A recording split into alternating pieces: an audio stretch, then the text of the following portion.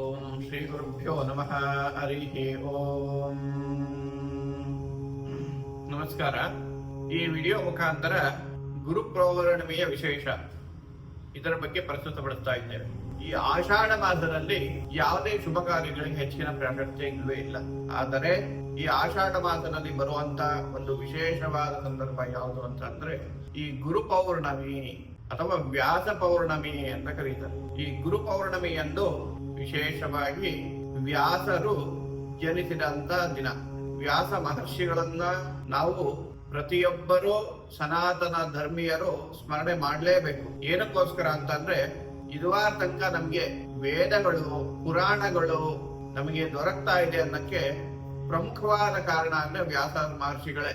ಏನಕ್ಕಂದ್ರೆ ಪೂರ್ವದಲ್ಲಿ ವೇದಗಳೆಲ್ಲ ಅಖಂಡವಾಗಿ ಇತ್ತು, ಒಂದೇ ಆಗಿತ್ತು. ಆದರೆ ಒಬ್ಬ ವ್ಯಕ್ತಿ ಸಂಪೂರ್ಣ ವೇದವನ್ನ ಅಧ್ಯಯನ ಮಾಡಿ ಅದನ್ನ ಅರ್ಥ ಮಾಡಿಕೊಂಡು ಅದೇ ರೀತಿ ಜೀವನ ಮಾಡೋದು ತುಂಬಾ ಕಷ್ಟ ಆಗ್ತಾ ಇತ್ತು. ಏಕೆ ಅಂದ್ರೆ ಒಂದು ವೇದವನ್ನ ಸಂಪೂರ್ಣವಾಗಿ ಅಧ್ಯಯನ ಮಾಡಬೇಕಂದ್ರೆ ಸುಮಾರು 10 ರಿಂದ 12 ವರ್ಷ ಬೇಕಾಗುತ್ತೆ. ಅದೇ ರೀತಿ 4 ವೇದ ಅಧ್ಯಯನ ಮಾಡಕ್ಕೆ ಎಷ್ಟು ಬೇಕು? 40 ವರ್ಷ ಅಂದ್ರೆ ಅನ್ಕೊಳ್ಳಿ. ಆ 40 ವರ್ಷ ಕೇವಲ ವೇದಾಧ್ಯಯನ ಮಾಡಿದ್ರೆ ಸಾಕ? ಷಡಂಗಗಳನ್ನ ಅಧ್ಯಯನ ಮಾಡಬೇಕು. ಆಗ ವ್ಯಾಕರಣ ಇರ್ಬೋದು, ಛಂದಶಾಸ್ತ್ರ ಇರ್ಬೋದು ಇತ್ಯಾದಿಗಳನ್ನ ಅಧ್ಯಯನ ಮಾಡಿದ್ರೆ ಮಾತ್ರ ನಮ್ಗೆ ವೇದದಲ್ಲಿ ಇರುವಂತ ಅರ್ಥವನ್ನ ಸೂಕ್ತ ರೀತಿ ತಿಳಿದುಕೊಳ್ಳಲು ಸಾಧ್ಯ ಆಗುತ್ತೆ. ಇವನ್ನೆಲ್ಲ ಷಡಂಗಗಳನ್ನ ಅಧ್ಯಯನ ಮಾಡಕ್ಕೆ ಎಷ್ಟು ವರ್ಷ ಬೇಕು? ಒಂದು 10 ವರ್ಷ. ಅಂದ್ರೆ ಒಬ್ಬ ಮಾನವನ ಜೀವಿತಾವಧಿಯ 50 ರಿಂದ 55 ವರ್ಷಗಳ ಕಾಲ ಸುಮಾರು ಅವನ ಅಧ್ಯಯನಕ್ಕೆ ಅಂತಾನೆ ಹೋಗ್ಬಿಟ್ರೆ ಮತ್ತೆ ಆ ವೇದಗಳನ್ನ ಉಪಯೋಗಿಸ್ಕೊಂಡು ಅವನು ಜೀವನ ಮಾಡೋದು ಹೇಗೆ? ಆದ್ದರಿಂದ ವಿಶೇಷವಾಗಿ ಮುಂದಿನ ಕಲಿಕಾಲದಲ್ಲಿ ಈ ವೇದಗಳೆಲ್ಲ ಸಂಪೂರ್ಣವಾಗಿ ನಶಿಸಿ ಹೋಗುತ್ತೆ ಅನ್ನೋ ಉದ್ದೇಶದಿಂದ ಆ ಮಹಾವಿಷ್ಣುವೇ ಸಾಕ್ಷಾತ್ ವ್ಯಾಸ ರೂಪದಲ್ಲಿ ಬಂದು ನಮಗೆ ಈ ವೇದಗಳನ್ನ ವಿಭಾಗವನ್ನಾಗಿ ಮಾಡಿಕೊಟ್ಟಿದ್ದಾರೆ. ಯಾವ ರೀತಿ ಅಂದ್ರೆ ಋಗ್ವೇದ, ಯಜುರ್ವೇದ, ಸಾಮವೇದ ಹಾಗೂ ಅಥರ್ವಣ ವೇದಗಳು. ಅದಷ್ಟೇ ಅಲ್ದಿರ ಪ್ರಮುಖವಾದ 18 ಮಹಾಪುರಾಣಗಳನ್ನ ರಚಿಸಿದ್ದಾರೆ, ಉಪಪುರಾಣಗಳನ್ನ ಕೊಟ್ಟಿದ್ದಾರೆ, ಮಹಾಭಾರತ ಇತ್ಯಾದಿ ಅಪೂರ್ವವಾದ ಒಂದು ಗ್ರಂಥವನ್ನು ಕೂಡ ಕೊಟ್ಟಿದ್ದಾರೆ. ಈ ರೀತಿಯಾಗಿ ಈ ದಿನದ ತನಕ ಅಂದರೆ ಪೂರ್ವದ ಕಾಲದಲ್ಲಿ ಸತ್ಯಯುಗದಲ್ಲಿ ಯಾವ ರೀತಿ ಮಂತ್ರವನ್ನ ಉಚ್ಚಾರ ಮಾಡ್ತಾ ಇದ್ರೋ ಅದೇ ರೀತಿಯಾಗಿ ಈಗಲೂ ಕೂಡ ಮಂತ್ರೋಚ್ಚಾರಣವನ್ನ ಮಾಡ್ತಾ ಇದ್ದಾರೆ. ಅದರಲ್ಲಿ ಯಾವುದೇ ಕೂಡ ವ್ಯತ್ಯಾಸ ಇಲ್ಲ. ಏನಕ್ಕೋಸ್ಕರ ಅಂತ ಅಂದ್ರೆ ಅದರಲ್ಲಿ ಬರುವಂತ ವಿಶೇಷವಾದ ಪಾಠಗಳು. ಅಂದರೆ ವೇದವನ್ನ ಹೇಳಬೇಕಾದ್ರೆ ಇದೇ ರೀತಿಯಾಗಿ ಹೇಳಬೇಕು, ನಮಗೆ ಮನಸ್ಸಿಗೆ ಬಂದಾಗೆ ಹೇಳಬಾರದು. ಆ ರೀತಿಯಾಗಿ ನಮಗೆ ಪ್ರಮುಖವಾಗಿ ಅಳಹರಿಯನ್ನ ಹಾಕಿಕೊಟ್ಟಿದ್ದಾರೆ. ಈ ರೀತಿಯಾಗಿ ಈ ವೇದಗಳು ಅಖಂಡವಾಗಿ ಈಗಿನ ಕಾಲದ ತನಕನೂ ಇದೆ ಅಂತ ಹೇಳಿದ್ರೆ ಅದಕ್ಕೆ ಪ್ರಮುಖವಾದ ಕಾರಣೀಭೂತರು ಈ ವ್ಯಾಸ ಮಹರ್ಷಿಗಳೇ ಆಗಿರುತ್ತಾರೆ. ಅಂತವರನ್ನ ಈ ದಿನ ಸ್ಮರಣೆ ಮಾಡುವಂಥದ್ದು ಅತ್ಯಂತ ಶ್ರೇಷ್ಠಕರ. ವ್ಯಾಸಾಯ ವಿಷ್ಣು ರೂಪಾಯ ವ್ಯಾಸ ರೂಪಾಯ ವಿಷ್ಣವೇ ಅಂತ ಹೇಳಿದ್ದಾರೆ. ಸಾಕ್ಷಾತ್ ಮಹಾವಿಷ್ಣುವೇ ವ್ಯಾಸ ರೂಪದಲ್ಲಿ ಬಂದು ನಮಗೆ ವೇದಗಳನ್ನೆಲ್ಲ ಸಂರಕ್ಷಣೆ ಮಾಡಿದ್ದಾರೆ. ಆದ್ದರಿಂದ ಈ ವ್ಯಾಸ ಮಹರ್ಷಿಗಳನ್ನ ನಾವು ಸ್ಮರಣೆ ಮಾಡೋದು ಅತ್ಯಂತ ಸೂಕ್ತಕರವಾಗಿದೆ. ಅದೇ ರೀತಿಯಾಗಿ ಗುರುಗಳನ್ನ ಸ್ಮರಣೆ ಮಾಡುವಂಥದ್ದು. ರವೇ ಸರ್ವಲೋಕಾನ ವಿಷಜೇ ಭವರೋಗಿನಾಂ ಅಂತ ಹೇಳ್ತಾರೆ. ಅಂದ್ರೆ ಭವರೋಗಗಳಿಗೂ ಯಾವುದು ಮದ್ದು ಅಂದ್ರೆ ಗುರು, ಅವನಿಗೆ ಶರಣಾಗತಿ ಆಗುವಂಥದ್ದು. ಅದಕ್ಕೆ ಹಿರಿಯರು ಹೇಳ್ತಾರೆ, ಗುರುವಿನ ಗುಲಾಮನಾಗುವ ತನಕ ದೊರೆಯದನ್ನ ಮುಗುತಿ ಅಂತ. ಅಂದ್ರೆ ನಾವು ಆ ಗುರುವಿಗೆ ಶರಣಾಗತ ಭಾವದಲ್ಲಿ ಪ್ರಾರ್ಥನೆ ಮಾಡಿದ್ದೇ ಆದರೆ, ಆ ಗುರುವಿನ ಅನುಗ್ರಹ ನಮಗೆ ಸಿಕ್ಕಿದ್ದೇ ಆದರೆ ನಾವು ಜೀವನದಲ್ಲಿ ಅತ್ಯಂತ ಯಶಸ್ಸನ್ನು ಕಾಣಲು ಸಾಧ್ಯವಾಗುತ್ತೆ.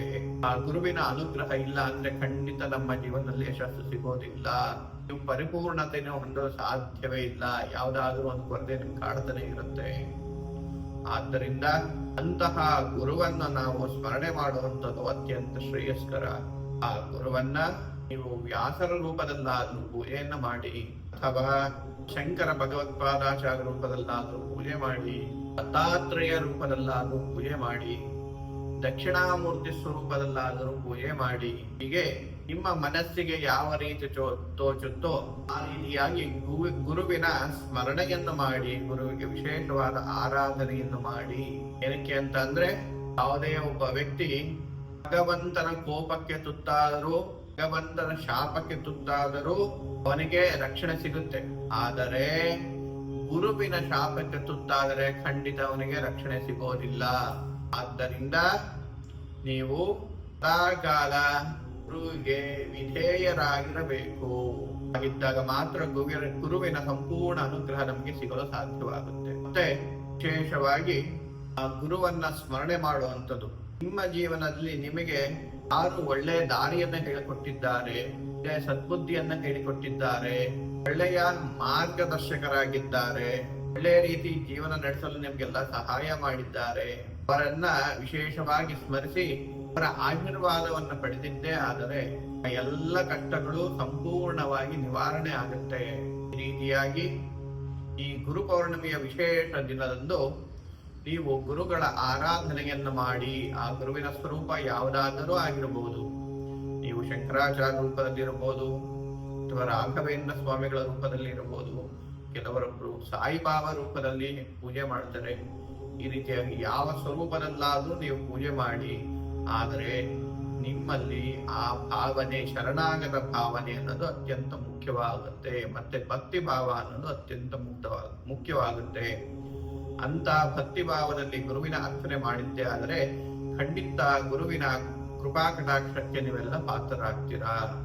ನಿಮ್ಮ ಜೀವನದಲ್ಲಿ ಅತ್ಯಂತ ಯಶಸ್ಸು, ಸಂತೋಷ, ಕೀರ್ತಿ, ಪ್ರತಿಯೊಂದು ನೀವು ಏನೇನು ಬಯಸ್ತೀವೋ ಅದೆಲ್ಲ ನಿಮ್ಮದಾಗುತ್ತೆ. ಇದು ಈ ಗುರು ಪೌರ್ಣಮಿಯ ವಿಶೇಷ ಸಂಚಿಕೆ. ಇದೇ ರೀತಿಯಾಗಿ ಮತ್ತಷ್ಟು ಮಗದಷ್ಟು ನಮ್ಮ ಸನಾತನ ಧರ್ಮದ ಬಗ್ಗೆ ಆಸಕ್ತಿಕರ ವಿಚಾರಕ್ಕಾಗಿ ಈ ಚಾನಲ್ ಅನ್ನ ಲೈಕ್ ಮಾಡಿ, ಸಬ್ಸ್ಕ್ರೈಬ್ ಮಾಡಿ. ಧನ್ಯವಾದಗಳು.